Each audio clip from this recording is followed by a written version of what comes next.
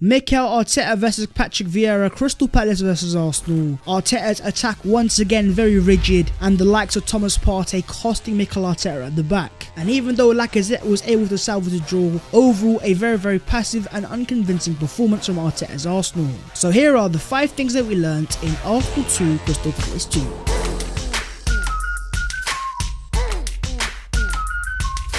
First things first, and that is Patrick Vieira outclasses Mikel Arteta. The return of Patrick Vieira to the Emirates Stadium in the opposition dugout, and you know what, for me he was pretty impressive with a team that is only just joined at the start of the season. In terms of the overall tactical battle in the first 15 minutes, Arsenal were the team on top and that's where we scored our goal. But after that moment, Arsenal just went back into their shell. They invited Palace onto them, they gave Palace the initiative. And so after Arsenal scored their goal, Palace were the far better team for most of the first half and going into the second half, and you thought at that point it was only a matter of time before they scored their goal. And the fact for me that Arsenal were the home team, yet Palace for most of the game were actually dominating the possession, that is just very worrying, and that should not be happening, especially with the players that Arteta has at his disposal. Now Arsenal fans could argue that Arsenal had no Granit Xhaka, there's an excuse there and there, but apart from Granit Xhaka, Arsenal have no other players out. We have a fully fit and available squad. For me, Mikel Arteta has no excuses. At this point you have to ask the question of why does it have to always be perfect for Arteta to get it right and to put in a decent performance. In our last game against Brighton, they also had players missing, but at the same time they were able to put in a pretty decent performance. Why is it that Arteta's Arsenal can't adapt when things are not going the way? That is a massive criticism of Arteta and his team. In terms of the overall XG in this game, Arsenal actually won convincingly, getting a 1.84 compared to Crystal Palace's 0.53. So on paper, Arsenal created the better chances, so where did Arsenal concede these goals? Well, my friends, once again, individual errors FC. The first goal, Thomas Partey too laboured, too lazy, loses the ball, and the second goal, Mikel Arteta being naive, being inexperienced. Now looking at the XG there, a lot of fans are going to argue there's no way that Vieira outclassed Arteta, but for me it's down to circumstances. Vieira has just come into this Crystal Palace team only at the start of last season. His best player, arguably Wilfried Zaha, was missing, and likewise Eberechi Eze. They then come to the Emirates Stadium and dominate parts of the game massively. I think Patrick Vieira deserves a lot of credit for what he's doing at Crystal Palace. But in terms of Mikel Arteta, even though we have one player missing in midfield, what about the attackers? A fully fit and available attack and still so rigid and so predictable? That is simply not good enough. But let me know your own thoughts down below on Arteta versus Patrick Vieira and which manager came out on top in the tactical battle. And also, what about the scoreline? Was it a fair result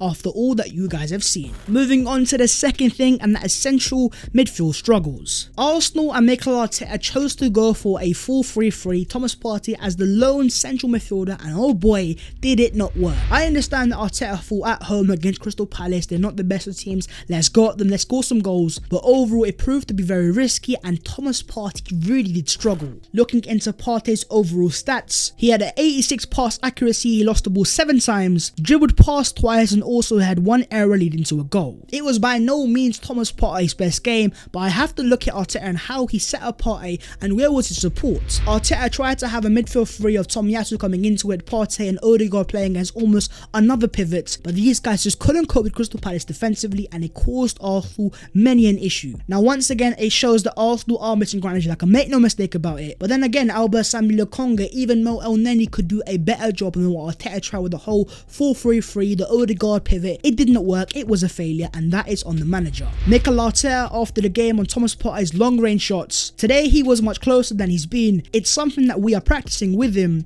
He's trying and he needs to keep trying, but in the right areas. Listen, Thomas Partey, I understand that you want to listen to your manager, but as a fan of Arsenal Football Club, please, for the sake of God, if the shot's not on, stop taking it. I understand that you want to score a goal for Arsenal, but let it come in due time. But in terms of the overall game, the fact that Arsenal could not impose themselves, I'm going to go as far as saying it now, maybe in the next game we need to throw in a certain Mohamed Elneny. I'm not Elneny's biggest fan, but I think in terms of our central midfield, we need a bit more almost balance there. And with Elneny being more conservative and Partey being more aggressive, that there works for me. But when you then have Sambi and Partey, they're both very similar and also both very aggressive, it can cause Arsenal issues and it gives us massive risks that Arsenal just can't take right now. So let me know your own thoughts in the next game against Aston Villa. Would you throw in Mo Elneny? And also, what are your thoughts on Thomas Partey, the player, and his Arsenal performances so far this season? On to the third thing, and as a return of the Lacazette / Aubameyang partnership.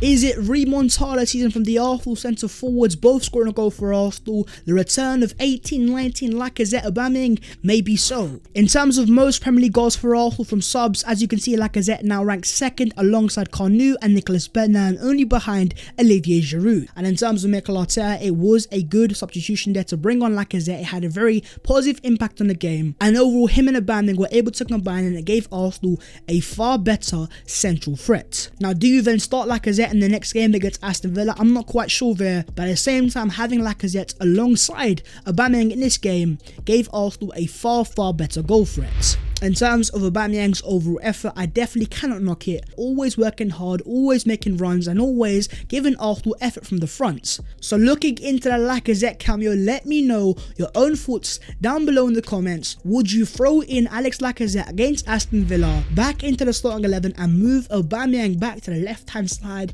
Is that something that you guys want to see? Moving on to the full thing, and that is Arsenal's and Arteta's rigid attack. Even though Lacazette and Aubameyang both scored a goal, the rest of the attackers were absolutely abysmal. We had the likes of Pepe, Odegaard, Smith Rowe, Saka and Aubameyang, and Arsenal just could not impose themselves going forwards. We weren't a threat for most of the game, and that for me is just really worrying, because yes, we have one injury in central midfield, but in terms of our attack, they're fully fit, they're fully available, and these are most of either Arteta's signings or players that Arteta has signed down to a brand new contract. So with these being the players of Mikel Arteta, the fact that Arsenal are still so choreographed, so predictable, so robotic in their attacks, even though Arsenal did eventually get an equaliser, for most of it I was really doubtful that was even going to happen, because every time Arsenal go forwards it's so predictable, and these players simply don't take any risks on the ball. Now whether that's down to the manager or the players, as of right now these guys are very risk adverse going forwards, and it's really boring to watch. And so if you are to compare the Arsenal front four to the Crystal Palace front four, who are nowhere near worth the same amount of value as the Arsenal players, they were a far bigger threat and ultimately caused Arsenal a lot more issues than Arsenal caused Crystal Palace going forwards. And this for me is one of, if not Mikel Arteta's biggest weakness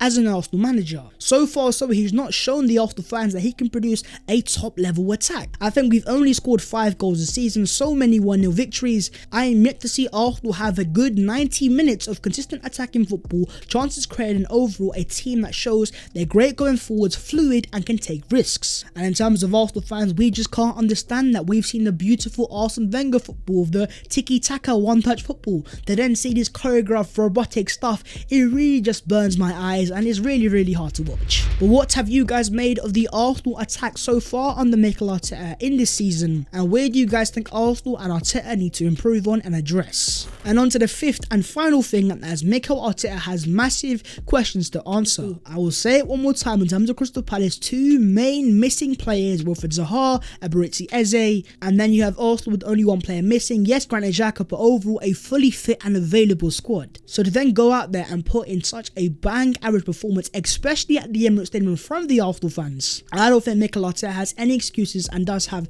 massive questions to answer to why exactly and what exactly is going wrong. And that means in terms of Arsenal's last 23 home games, Arsenal have only won 8. Inexcusable. I want to see Arteta do well, but the fact that Arsenal's home record consistently has been so poor under Arteta is just so worrying, especially if Arsenal want to make the top 4, top 5, top 6. These teams at home always get results, but in terms of Arsenal under Arteta at home, not only are we not winning games, but also consistently we're not scoring goals and making chances. Mikel Arteta, when asked on what went wrong against Crystal Palace, he says we got something and we wanted to protect it instead of going for the second one. And this is another thing that I just simply cannot understand. We started the game very well, good pressing, good energy, we're playing some good football, we're dominating the game, Crystal Palace can't get out of it. But after that, for whatever reason, Arsenal just invited the pressure. We sat back and we parked the bus against Crystal Palace at home. Do you know how mental that sounds for me to say, especially as an Arsenal fan that supports a massive club? Big clubs don't sit back at home against teams like Crystal Palace. They take it to them to make it 2-0, to make it 3-0. But in this game, the Arsenal players were just so scared to attack after getting the first goal. It gave Crystal Palace all the initiative, and it once again exposed the flaws in Arteta's as Arsenal that we just simply cannot impose ourselves or control games or even sustain any sort of attacks. But overall, after Arsenal scored the last minute equaliser to make it 2-2 and to make it 5 games without a defeat for Mikel Arteta as Arsenal, the Arsenal players went into scenes, celebrations, knee slides, even though it was a draw. For me, I'm not a fan of that, but I can also understand that last minute goal, it is what it is. I accept it in that behalf. But also the passion and the desire the Arsenal players showed in celebrations, it kind of showed why these guys are still backing Mikel Arteta. And I will keep repeating it to the fans that want the manager out. As long as Arteta has the backing of the Arsenal dressing room, I just don't see how and when Arsenal are going to sack Mikel Arteta. But of course, I'm going to ask you guys the question regardless. With the current crop of Arsenal players, if Arsenal were to quote unquote have a better manager, where exactly would Arsenal be, and would we be higher up in the table and competing with the top 4? As per, let me know your own thoughts on the game itself, Mikel Arteta and his future as the Arsenal manager. Next up for Arsenal is on Friday, Aston Villa at the Emirates Stadium once again. If Arsenal can win that game, it will make the last 2 games, the 2 draws, look somewhat better. But that is the video there and there. If you guys have enjoyed, make sure to go down there and smash a like on the video, and also do subscribe to the channel if you guys are new. If you want to follow your boy on them social medias, then the links will be down below in the description. But that was the 5 things that we learned from Crystal Palace 2, Arsenal 2, Patrick Vieira getting a point from Arsenal, almost unlucky in many people's opinions, but Mikel Arteta as Arsenal, 5 games undefeated. It is what it is, lads. I will see you guys soon. Take care and in a bit.